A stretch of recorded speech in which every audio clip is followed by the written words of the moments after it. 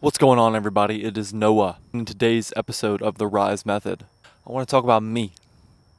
I want to talk about my story a little bit so that way I can reveal to you why I find this so important, why I've come to this place in my life.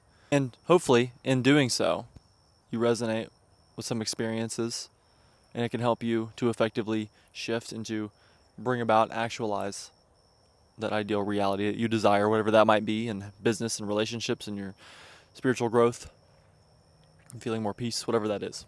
So for me, what really brought me to this work was a lifetime, really, of living from a state of needing to perform. I was a lifelong athlete.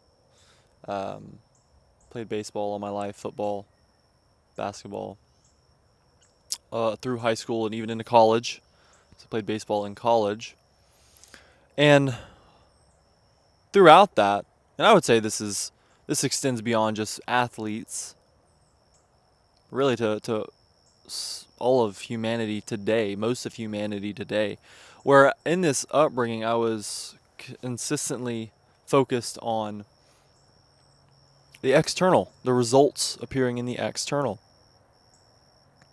Now I would say I'm rather physically, athletically blessed. I have natural gifts, capabilities. I can move well. I'm quick. I'm strong. Um, I'm a good performer.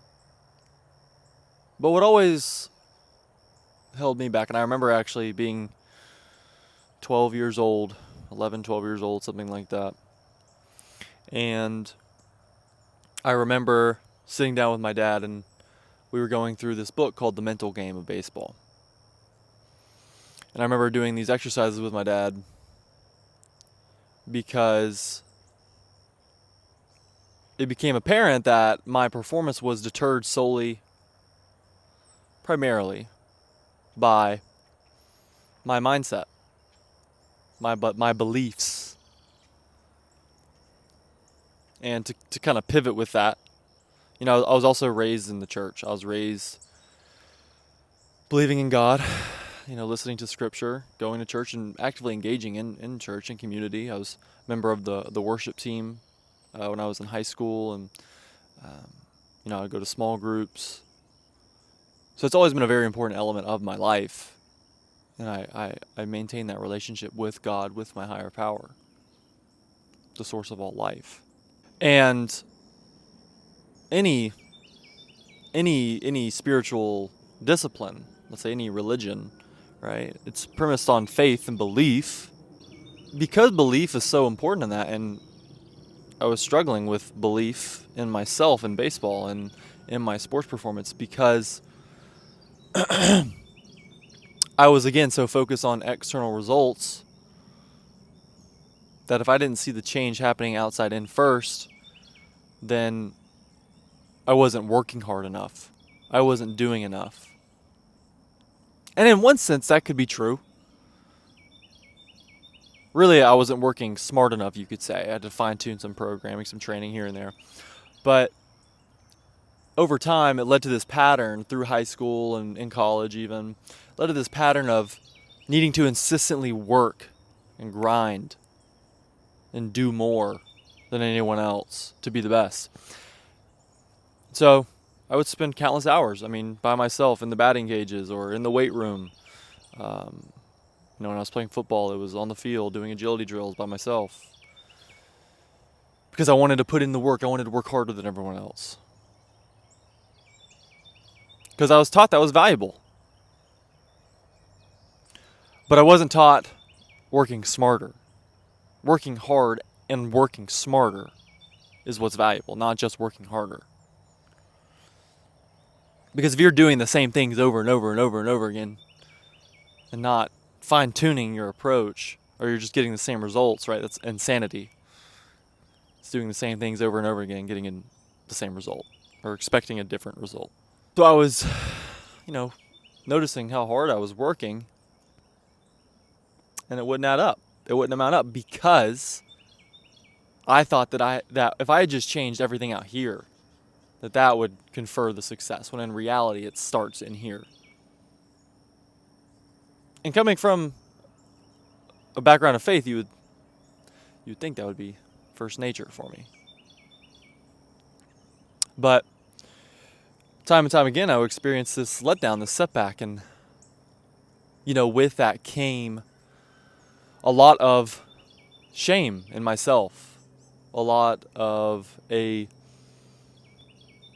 doubt or criticism about what I was capable of and what I should do and who I am.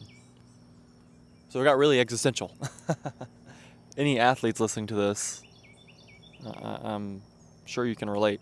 With that shame, with that worry and that fear as to what I was capable of, right? It lent itself to a lot of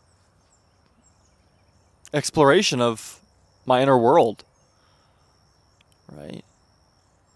Understanding myself at a deeper level. Why do I feel this way? Why do I seem to have everything on the outside, yet I'm so alone, so seemingly broken on the inside? So it led to a lot of searching and delving into a lot of psychology, philosophy, delving further into my faith and in other spiritual realms, disciplines as well.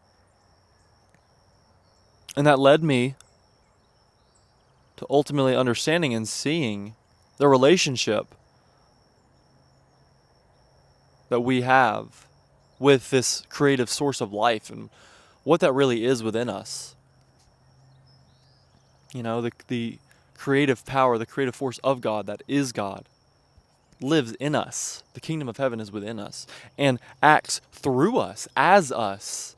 And so because I came from a place that all of the physical protocols, right, the health, and you see some of this if you follow me on Instagram, you see some of my lifestyle protocols. All of these external things can be helpful, yes, and I was always so focused on them. For a time, I was so enamored with them and wanting to learn and delve into the science and delve into the biochemistry and the biophysics and getting to the substructure of all of this.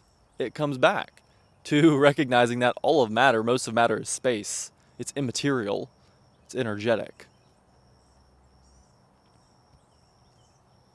And so that kind of looped back to recognizing that as within, so without.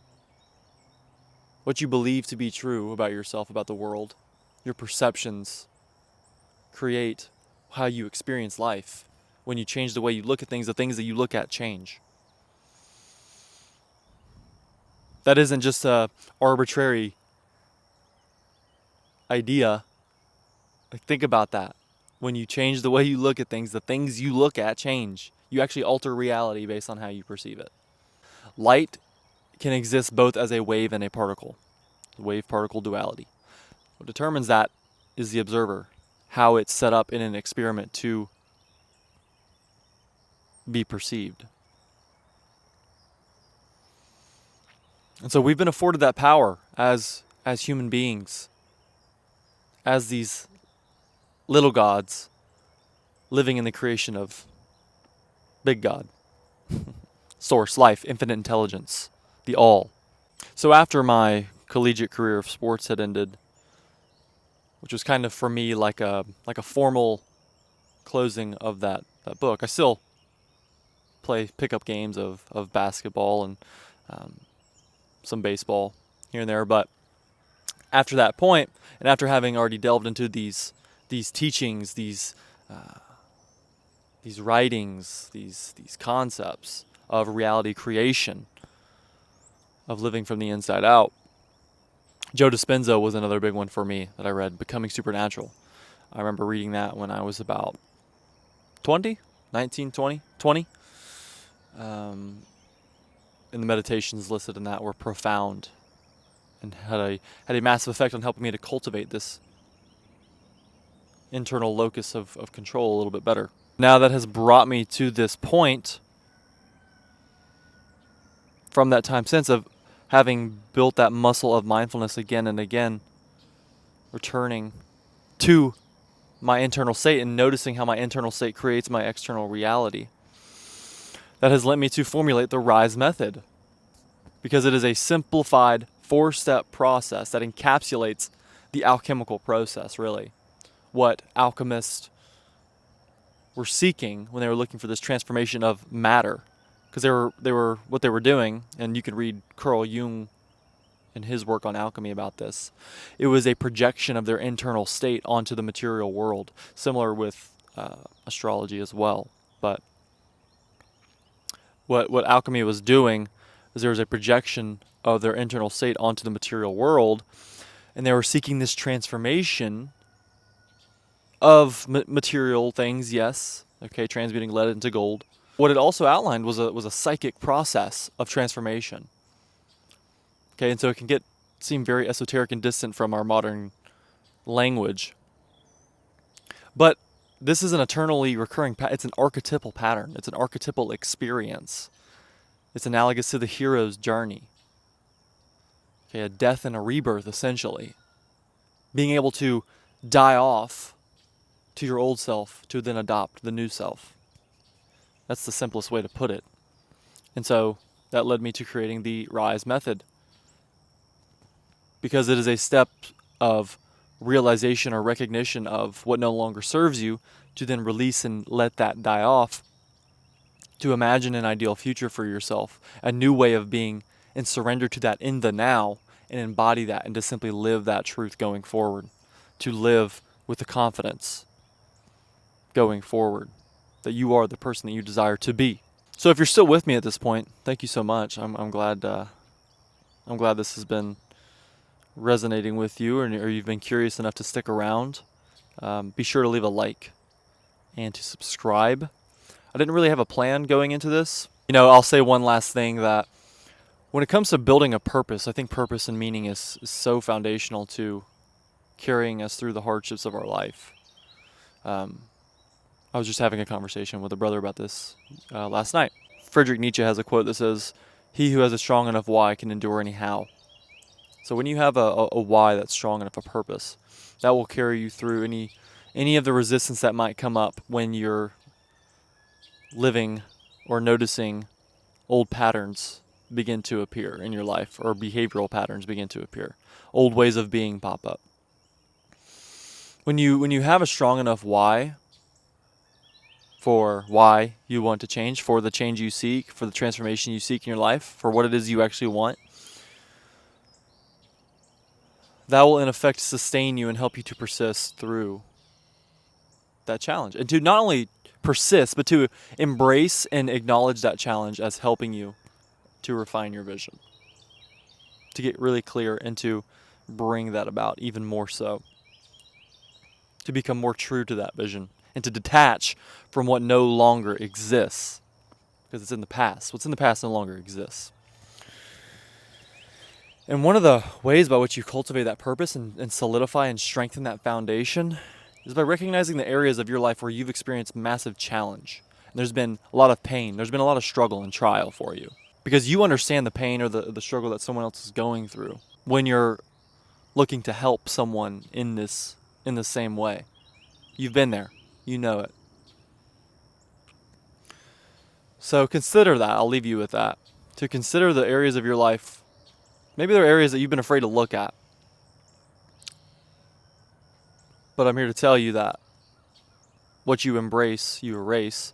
And when you actually look at it and look to integrate it and to live with it going forward, and not only integrate it, but utilize it to your highest good, to use it as a catalyst for your growth and to keep you in line with your ideal state of being, to keep you in alignment with that ideal state, you can help others with that and serve, and that will be such meaningful work for you, and it'll sustain you through your life, sustain you through those trials. Even for myself, that's something that I'm learning more and more of each and every day for myself. And I think it's something you return to again and again. Strengthening your purpose, returning to your why. Because in any meaningful endeavor, there's going to inevitably come some challenge or resistance with that. And you wouldn't want it any other way. So I wanted to leave you with that, ponder that question. Again, be sure to like and subscribe. Thank you so much for being here. I'm incredibly grateful for you. I love you so much. And until next time, let's rise.